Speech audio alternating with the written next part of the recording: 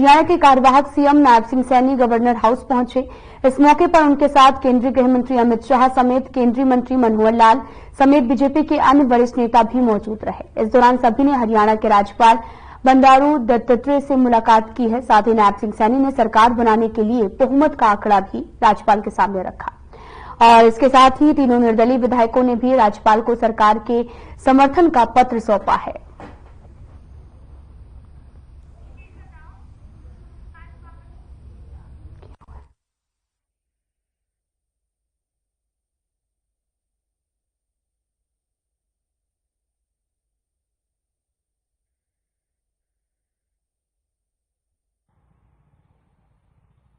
सौभाग्य की बात है हरियाणा के लिए कि तीसरी बार भाजपा ने एक ऐतिहासिक जीत जो है वो दर्ज करवाई है। और ये इसलिए हुआ है क्योंकि सबने देख लिया कि जो सामने वाला जो विपक्ष था, कांग्रेस नाम की चीज, वो तो सारी खत्म हो चुकी थी। खाली बाबू बेटा रह गए थे और जो है एक ही चीज के लिए जो है तत्पर थे कि कौन मुख्यमंत्री बनेगा, कौन मुख्यमंत्री बनेगा। कोई नीति नहीं थी, कोई किसी तरह की जनता की सोच नहीं थी, किसी भी तरह से आगे बढ़ने वाली बात नहीं थी, पूरी तरह से क्षेत्रवाद था। अब जो है हरियाणा के अंदर जनहित को साधने के लिए बहुत पूरी तरह से पूर्ण बहुमत का मैंडेट जो है हरियाणा की जनता ने दिया है। और आने वाले समय में आप देखिएगा नायब सिंह सैनी जी के नेतृत्व में जो है यहाँ पर भाजपा बहुत जबरदस्त काम जो है जनता के लिए करेगी और आने वाले टाइम में जनता जो है खुश होगी। इंटरव्यू मेरा लिया था, मैंने बता दिया था नायब सैनी जी बढ़िया आदमी हैं, बढ़िया राजनीतिक, बढ़िया सामाजिक, बढ़िया व्यक्ति हैं और उनके 56 दिन के काम में जो ना हरियाणा प्रदेश में क्रांति लाती। मीटिंग में शानदार प्रस्ताव सबने सर्वसम्मति से प्रस्ताव किया और सर्वसम्मति से नायब सिंह सैनी को मुख्यमंत्री के तौर पे सबने माना। हृदय से कोई विरोध नहीं। प्रस्ताव किशन बेदी जी ने रखा और अनुमोदन काफी लोगों ने। मनोहर लाल जी ने 9.5 साल हरियाणा का प्रतिनिधित्व किया, उनके कारण ही तीसरी बार हरियाणा में भारतीय जनता पार्टी की सरकार बनी। अरे इससे खुशी की क्या बात होगी कि प्रदेश में पहली बार तीसरी बार भारतीय जनता पार्टी की सरकार बनी। आज तक कोई प्रदेश में दोबारा से तीसरी बार सरकार नहीं बनी और ये भाजपा की नीतियों का ही नतीजा है कि तीसरी बार भाजपा की सरकार हरियाणा प्रदेश में बन रही है। ये राष्ट्रीय नेतृत्व फैसला करेगा, इसका कल पता लगेगा। किसने रखा सर प्रस्ताव इसका कृष्ण बेदी जी ने रखा और अनुमोदन अनिल बीज ने किया। हमारे नए चीफ मिनिस्टर बने। मैम दक्षिण हरियाणा से आवाज नहीं उठी सीएम की मीटिंग के अंदर, आप लोगों ने नहीं कहा दक्षिण हरियाणा से? जी ये भारतीय जनता पार्टी ने हमने सबने कबूल किया था कि सैनी जी ही बनेंगे चीफ मिनिस्टर। आगे डिप्टी सीएम को लेकर भी कोई हुई है मैम चर्चा? नहीं जी, सिर्फ चर्चा सिर्फ अध्यक्ष बनाने की थी। उधर राव साहब पहुंचे थे, राव साहब को बुलाया गया क्या? उनसे कोई पूछा गया? उनसे नहीं, आई थिंक जो भी हरियाणा के बड़े लीडर्स थे उनको बुलाया गया और हमारे जो 4 प्रभारी थे, ऑफ कोर्स अमित शाह जी ने चेयर किया इस फंक्शन को और सबने सहमति से सैनी जी को। मैम आप लोगों को विरोध नहीं है? राव इंद्रजीत साहब का जो मैंने कहा सहमति सारी नाम पहले से था, प्रचार के टाइम में था नायब सैनी जी को मुख्यमंत्री बनाए गए। आज इसकी प्रक्रिया पूरी की। आपका नाम है उसकी मध्य प्रदेश में? वो मेरे को क्या पता, वो तो पार्टी को पता होगा ना।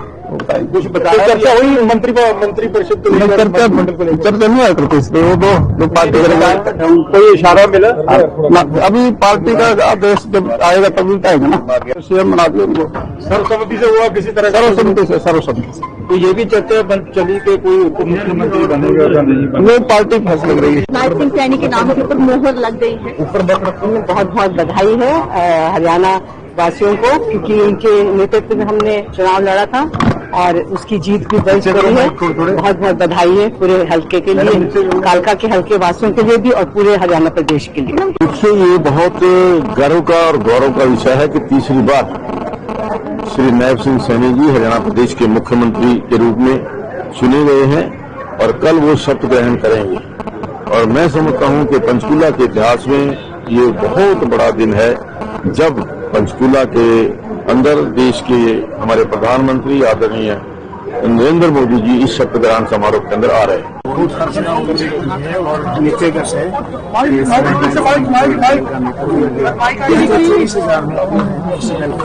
बहुत नीचे निकाली सीधा गल के नेता सुन लीजिए कोई भी बन सकता है, भारतीय जनता पार्टी का कोई भी कार्यकर्ता बन सकता है, इसमें क्या किसी के ऊपर बैन थोड़ा। आप सेटिस्फाई हैं?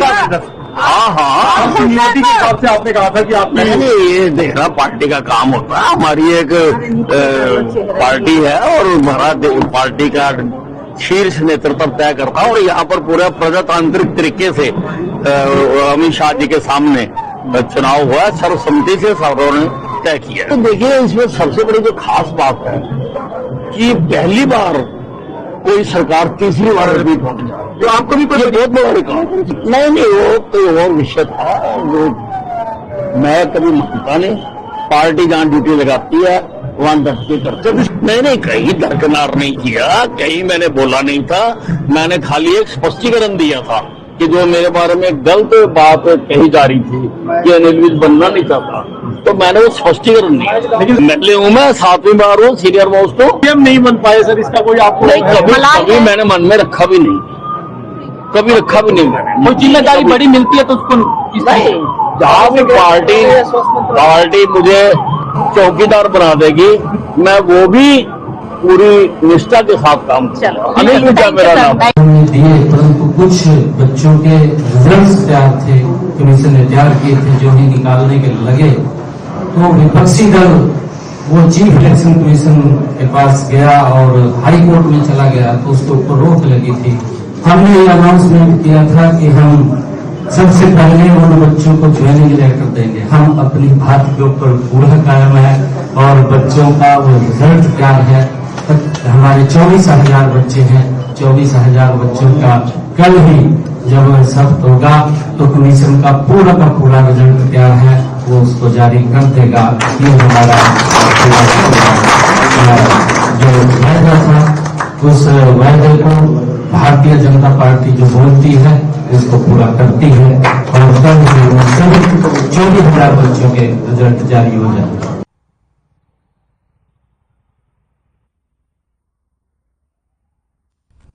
विधानसभा चुनावों के परिणामों को लेकर फरीदाबाद एनआईटी के पूर्व विधायक नीरज शर्मा का बयान सामने आया। उन्होंने कहा कि धोखे और छल कपट से आई सरकार जनता के भरोसे पर खरी उतरने वाली नहीं है।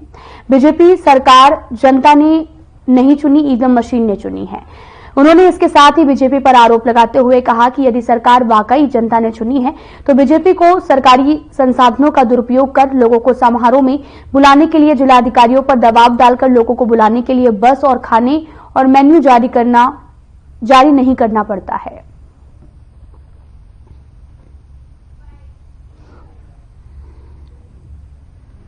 साथियों, भ्रष्ट भाजपा बेईमानी से तीसरी बार हरियाणा में सरकार बनाने जा रही है। आज तक मैं इस भाजपा को भ्रष्ट कहता था, पहली बार बेईमान शब्द इस्तेमाल किया है, क्योंकि इन्होंने चोरी से, ठगी से, मशीनों से सरकार बनाई है। जो सरकार तीसरी बार बन रही हो, जिस सरकार की नीतियां इतनी अच्छी हों, जिस सरकार के 22,500 बूथों में पन्ना प्रमुखों की संख्या जोड़ें तो लगभग 2.5 लाख बैठती है।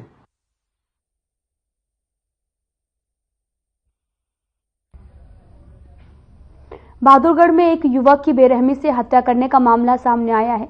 मृतक युवक के सिर पर पत्थर से एक के बाद एक कई बार वार करके वारदात को अंजाम दिया गया और मृतक युवक की पहचान फिलहाल नहीं हो सकी है। पुलिस ने आसपास की दुकानों पर लगे सीसीटीवी कैमरे की फुटेज भी खंगालनी शुरू कर दी। शहर में थाने से महज 50 मीटर की दूरी पर इस तरह की वारदात होने से शहर के लोगों में दहशत का माहौल बना हुआ है।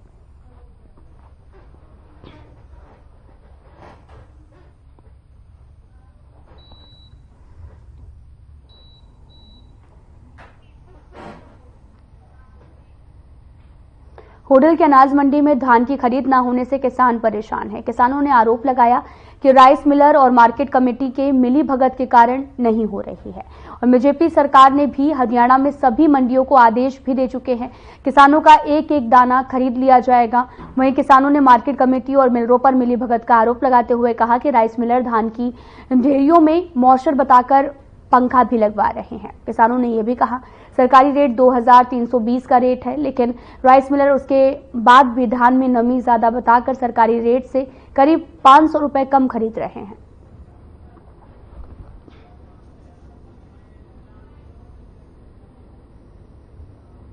समस्या यही आ रही है जी कि जो है जो धान पर जो है किसान इसके ऊपर रह रहा है और किसान की समस्या धान की खरीद कर पाई जाए, इससे बड़ी समस्या कोई नहीं। खरीद नहीं हो पा रही है, ना तो गवर्नमेंट कर रही है और प्राइवेट वाले आते हैं और मन में आए पैसा लगा। अच्छा, अब ये जो पंखा लगा रखा है सूखी डेयरी है, इसको 13 मोचर आए। अच्छा, अब यहाँ 2100 रेट की डेयरी है। देखिए हमारे एरिया में लगभग 25 से 30 राइस मिल है, लेकिन पिछले साल कुछ जो नीतियाँ रहीं, कुछ हमारी खरीद में हमारे जो मिलर्स के साथ मंडियों में कुछ दिक्कत रही, लोगों ने माल रिप्लेस कर दिया, जो माल खरीदा था नहीं था, उसकी वजह से मिल वालों को बहुत नुकसान हुआ है। तो इस वजह से जो सरकार का जो सिस्टम है उसके अकॉर्डिंग हमें वो रजिस्ट्रेशन कराना होता है टाइम से, लेकिन 25 से 30 राइस मिलर्स में केवल मुश्किल से 5 करा पाए हैं। कल से ही हमारे राइस मिलर रजिस्टर्ड हुए हैं, आज ये माल का निरीक्षण कर रहे हैं, आज परचेज हो जाएगी। कुछ किसानों का आरोप है कि पंखा लगाया जा रहा है, उसके बावजूद भी मिलर्स हैं जो वो कहते हैं कि अब भी इसमें मॉइस्चर ज़्यादा है और किसान को काफी दिन हो गए मंडी में पड़े हुए, ना रहने की व्यवस्था, तो सरकार के मानक है। कल ही तो मिल अलॉटमेंट हुई है, तो सरकार के मानक है तो उन्हीं के अनुसार ही डेयरियाँ खरीदी जा रही है। तो हमारा आज से खरीद शुरू है? नहीं, 90 क्विंटल की खरीद हो चुकी है जो शनिवार को हुई थी।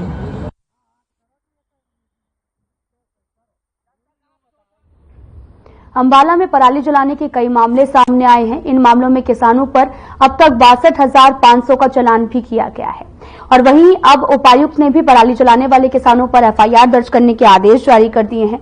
और इस बारे में जानकारी देते हुए डीडीए जसविंदर सिंह ने बताया कि अभी तक 56 मामले आगजनी के ट्रेस किए गए थे, जिनमें से 26 मामले सही निकले हैं और इन मामलों में हिसाब से किसानों पर अभी तक 62,500 का चालान किया गया है।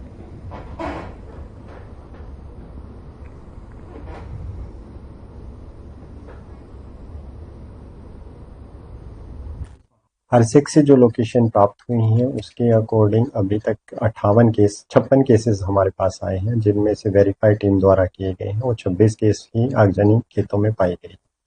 उनमें किसानों पे 62,500 रुपए का फाइन लग चुका है और कल उपायुक्त महोदय ने मीटिंग ली थी सभी एसडीएम, ग्राम सचिव, पटवारी और हमारे बीडीपीओ वगैरह की, कृषि विभाग भी उसमें शामिल था।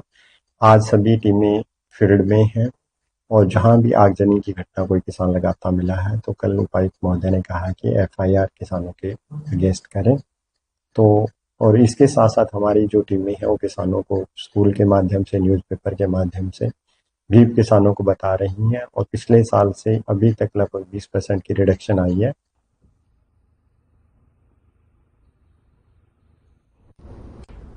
किसान अक्सर धान के अवशेषों को खेतों में जला देते हैं, तो वहीं कुछ इन अवशेषों का जो है वो प्रबंध भी करते हैं। लेकिन इस बार यमुनानगर जिले के किसान पिछले साल के मुकाबले या फिर बाकी जिलों के मुकाबले जागरूक हुए हैं। जिले में 15 अक्टूबर तक पराली जलाने के महज 12 मामले भी दर्ज हुए हैं।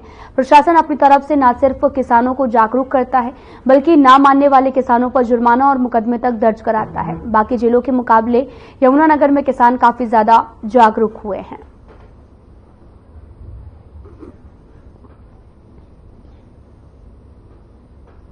देखिए, अभी तक जो सैटेलाइट के माध्यम से प्राप्त हुआ है, हमें टोटल 21 ऐसी लोकेशन प्राप्त हुई हैं जहां पर पराली जलने के लिए जो सैटेलाइट से निरीक्षण किया जाता है। और इस दौरान 21 में से 6 लोकेशंस ऐसी हैं जिन पर आगजनी नहीं पाई गई है। एक लोकेशन ऐसी है जो एक्सीडेंटल फायर हुआ है और एक लोकेशन अंबाला डिस्ट्रिक्ट से संबंधित है। तो इस प्रकार 9 हमारी ऐसी है लोकेशंस जो कि नहीं पाई गई हैं, एक्सीडेंटल फायर हुआ है, एक आउट ऑफ डिस्ट्रिक्ट है।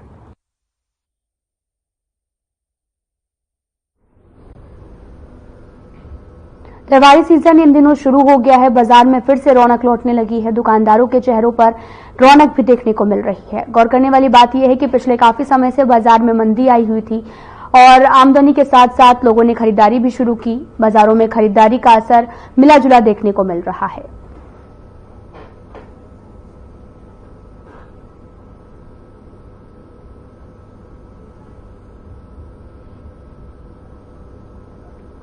ना पप्पू है यहाँ। तो त्योहारी सीजन है, कैसा लग रहा है, किस तरह का माहौल है? त्योहार का कोई माहौल तो लग नहीं रहा, बंदा देख लो देखने के लिए मार्केट में बुरा हाल है।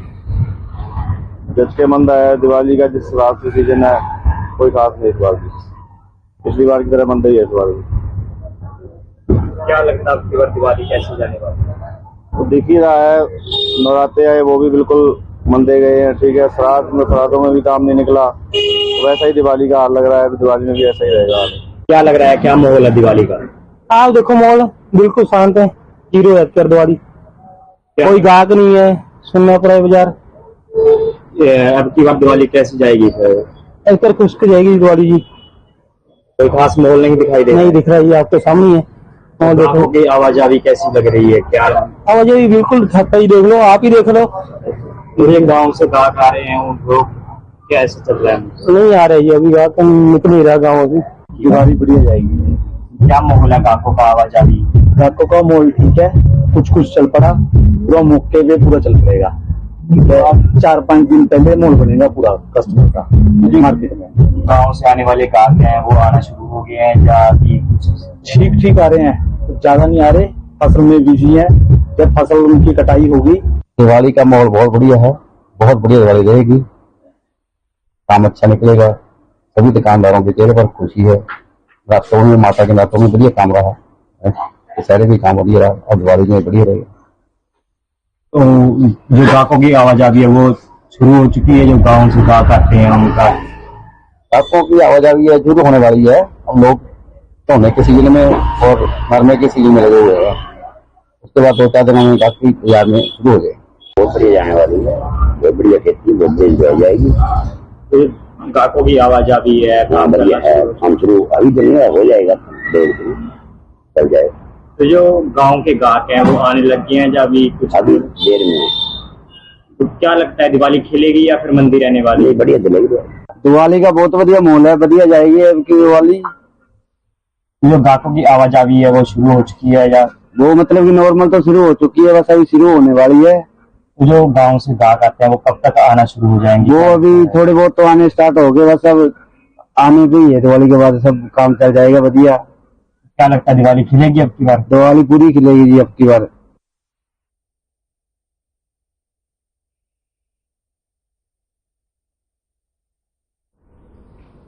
एक तरफ जहां पूरे हरियाणा में डेंगू के मरीजों की संख्या लगातार बढ़ रही है, तो वहीं अंबाला में स्थिति काबू में है। अंबाला में अभी तक डेंगू के कुल 32 मरीज सामने आए हैं, जिनमें से 9 मरीज एक्टिव हैं। अंबाला स्वास्थ्य विभाग और लोगों के जागरूक होने से अंबाला में डेंगू का कहर कम है और साथ ही अंबाला के 3 अस्पतालों में डेंगू के मरीजों के लिए बेड भी आरक्षित किए गए हैं। इसे लेकर अंबाला के डिप्टी CMO संजीव सिंगला ने बताया कि स्वास्थ्य विभाग की तरफ से लोगों को जागरूक किया जा रहा है और यही वजह है कि यहां पर लोगों के जागरूक होने की वजह से अंबाला में डेंगू के सिर्फ 32 मामले सामने आए हैं।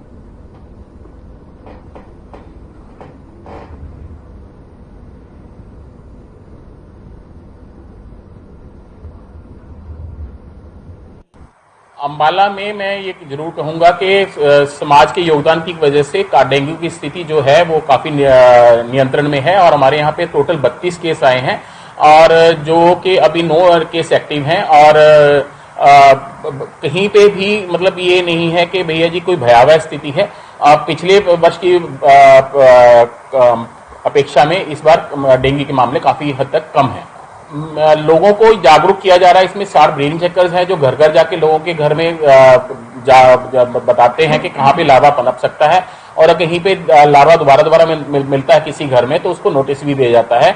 इसमें हमारे जो हैं वर्कर्स हैं, हेल्थ वर्कर, वो भी घर घर दौरा कर रहे हैं और जो हमारे आशा वर्कर्स हैं जो गाँवों में, उनको भी बताया गया है कि घर घर जाके आपको लार्वा के चेक करना है। और इसमें है कि मेन में है कि गाँव लोगों को ये आगाह करना चाहूंगा।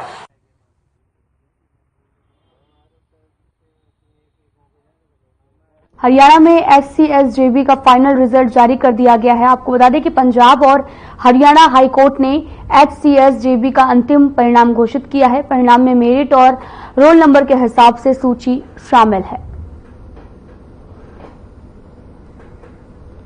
पंजाब हरियाणा हाईकोर्ट ने जारी किया है रिजल्ट, जिसके बाद में HCSJB का फाइनल रिजल्ट आज जारी हुआ है। आपको बताते चलें कि HCS JB का फाइनल जो रिजल्ट है वो अब जारी कर दिया गया है। और साथ ही आपको बताते चले कि पंजाब हरियाणा हाई कोर्ट ने रिजल्ट को जारी किया है।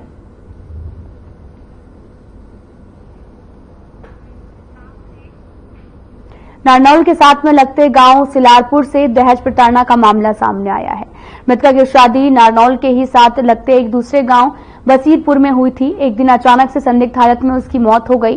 मृतक के परिजनों का आरोप है कि उसकी बेटी को उसके ससुराल वालों ने दहेज के लिए प्रताड़ित कर फांसी लगाकर उसकी हत्या की है। और मामले में पुलिस ने अभी तक मृतका के पति को गिरफ्तार किया है, जबकि 3 अन्य नामजद अभी भी गिरफ्त से बाहर हैं।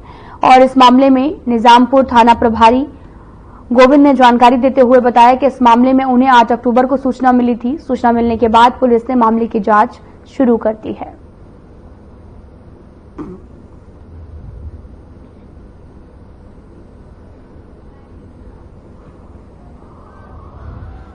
नाम राजकुमार है, गांव सिलारपुर है।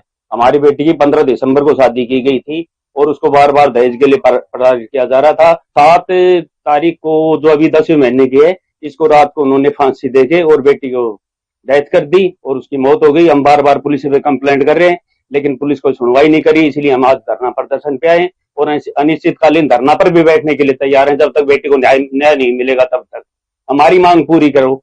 और पुलिस है, पता नहीं पैसे लेके क्या है, मुकदमा दबाने की कोशिश कर रही है, न कि उनको गिरफ्तार कर रही है। नाम राजवीर है, गांव पंचायत सिलारपुर है, सिलारपुर वासियों में। क्या मामला हो गया था? मामला जी दहेज के लिए दबाव बना रहे थे बच्चे के ऊपर।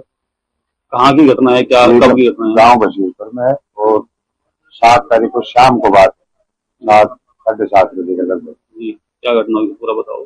और जी मैं मशीन के ऊपर से आ रहा था, मेरे पास घंटी आई थी, मैंने उठाया, मैं घर जाके कॉल किया तो उन्होंने फोन नहीं उठाया। फिर मेरे पास मेरा नाम सुनीता है और मैं गांव सिलारपुर से हूँ, जिस गांव की बेटी को मार दिया गया है।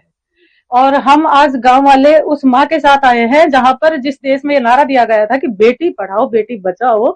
हमने बेटी पढ़ा भी दी, बेटी बचा भी दी, लेकिन शादी के बाद हम कैसे बचाएं? हमें इस बार कौन आश्वस्त करे? इतनी देर से हम यहाँ पर आए हुए हैं, कोई भी प्रशासन हमारे सामने आके हमें ये पूछने के लिए नहीं आया कि आप लोग किसके लिए आए हो, कैसे आए हो, किस तरीके से यहाँ पे नारेबाजी कर रहे हो और क्यों कर रहे हो। प्रशासन अभी तक जागा नहीं है। लेकिन मैं सिर्फ आप लोगों के जरिए इस समाज से एक सवाल करना चाहती हूँ कि बेटी पढ़। देखो जी, 8 तारीख को हमें सूचना मिली रात को 8:30-9 बजे। अब बशीरपुर में एक लड़की तो नाम फांसी का गई, जिस सूचना पर मैं अपना वीरेंद्र सिंह सब इंस्पेक्टर लेकर मौका पहुंचा तो वो बेड पे लिटाई हुई थी।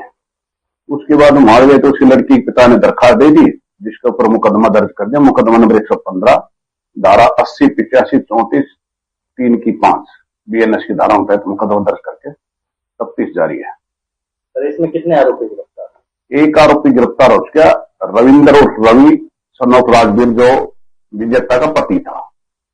बाकी अन्य तो क्या? फिलहाल में इतना ही। नमस्कार।